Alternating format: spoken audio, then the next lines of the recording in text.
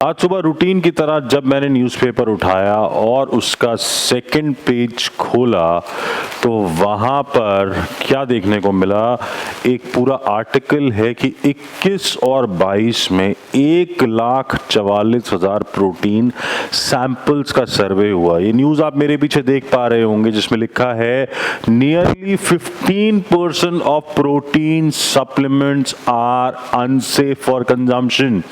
ये FSSAI का data है जिन्होंने 1,44,000 सैंपल्स को सर्वे किया 2021 और 22 में, और ये पाया कि 15% सप्लीमेंट ऐसे थे जो सब स्टैंडर्ड थे, मतलब जो ह्यूमन के कंजम्पशन के लिए बने ही नहीं थे।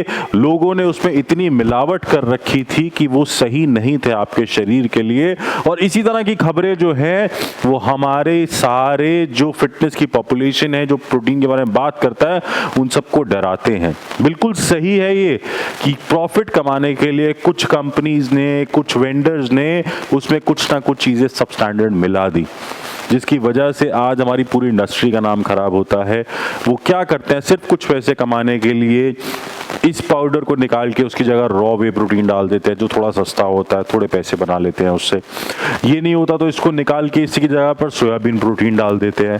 वो भी नहीं होता तो बहुत ही गलत होता है जो बेकरी में फ्लेवर्स की शेविंग बचती है, जब केक या पेस्ट्री बनता है वनीला में या स्ट्रॉबेरी में 20-25 रुपए किलो वो मिलती है, वो नॉर्मल प्रोटीन में मिला देते हैं ताकि आपको फ्लेवर तो सेम आए बट प्रोटीन ना मिले। और इस तरह की बहुत सारे मिलावट, कहीं मुझे देखने को मिला कि उसमें वो कुछ एनाबॉलिक स्टेरॉइड्स की टैबलेट्स डाल देते हैं कि बंदा जब भी वो लेगा और स्टेरॉइड की वजह से उसकी बॉडी में रिजल्ट आएगा और वो बोलेगा हाँ क्या बढ़िया प्रोटीन है।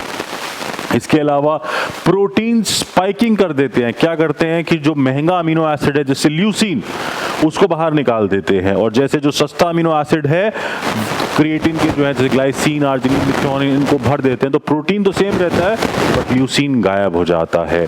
तो इसको बोलते हैं प्रोटीन स्पाइकिंग। तो आपको कैसे बचना है इन फ्रॉडस्टर्स से, कैसे आप इस तरह के लोगों से बच सकते हैं, कैसे आप इस तरह के ब्रांड से बच सकते हैं। पहले तो चाहे आप इंडियन प्रोटीन ले या इंपोर्टेड प्रोटीन ले, ध्यान से देखें कि ये ब्रांड कैसा है।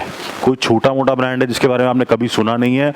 आजकल सप्लीमेंट के दुकान वाले भी क्या करते हैं, नए नए ब्रांड्स लेके आ जाते हैं, उस पर लिख देते हैं कि ये यूरोप से है, ये US से है, ये न्यूजीलैंड से है, ये कनाडा से है, पर उनका कोई भी प्रेजेंस नहीं होता वहाँ पे।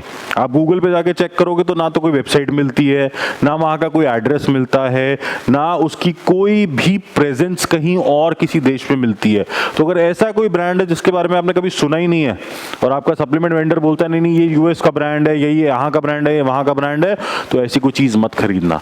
वो हो सकता है बना इंडिया में ही हो, उसके ऊपर बस एक लेबल लगा दिया है कि ये US से आया है। सबसे पहली चीज़ ये, कोई भी ऐसा नोन ब्रांड लीजिए, देखिए उसकी पैकिंग कैसी है, उसकी सील वगैरह सब ठीक है कि नहीं है।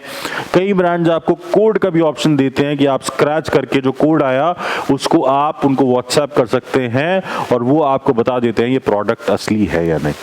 अगर ये कोई इंपोर्टेड प्रोडक्ट है तो उसके डिस्ट्रीब्यूटर का नाम उनकी वेबसाइट पे आपको जरूर मिल जाएगा। उस डिस्ट्रीब्यूटर के ऑफिस में फोन करके आप पूछ सकते हैं कि क्या ये प्रोडक्ट आपका है या नहीं है, क्योंकि उस पर एक यूनिक नंबर होता है जिसके थ्रू वो ट्रैक कर सकते हैं। ऐसे ही किसी की दुकान पे पड़ा हुआ और बोलेगा सस्ता मिल रहा है ये ले लो, ऐसा मत करना। मेरे को भी किसी ने उस दिन एक स्टोरी भेजी, इंस्टाग्राम पे किसी ने डाला हुआ था कि आपको कैश में लेना है तो प्रोडक्ट में 50% ऑफ है। आप मुझे बताइए कैश में कोई आपको 50% सस्ता प्रोटीन कैसे दे सकता है? जब उसकी कॉस्ट ही मान के चलिए 4,000 रुपए है तो वो आपको 2,000 का कैसे दे सकता है? कैश में वो कितना टैक्स बचा रहा है? 18% टैक्स बचता है, क्या 50% टैक्स बच जाएगा? तो इस तरह का प्रोटीन लेने से बचिए। उसके बाद इंग्रेडिएंट्स को लीजिए, पढ़िए उसके बारे में। अगर उसमें आपको कहीं भी स्पेलिंग मिस्टेक, इंग्लिश का कुछ मिस्टेक लगता है तो इतनी बड़ी कंपनीज ये मिस्टेक नहीं करती हैं।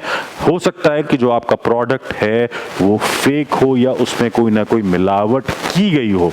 इसके अलावा प्रोटीन स्पाइकिंग के लिए हमेशा ल्यूसीन का वैल्यू चेक कीजिए। उस पर मैंने पहले भी एक वीडियो बनाया था जो नीचे मैं कमेंट्स पे डाल दूंगा। सेफ रहिए, प्रोटीन बुरा नहीं है, बट इस तरह के फ्रॉडलेंट एक्टिविटीज जो हो रही हैं प्रोटीन इंडस्ट्री में उससे बचिए।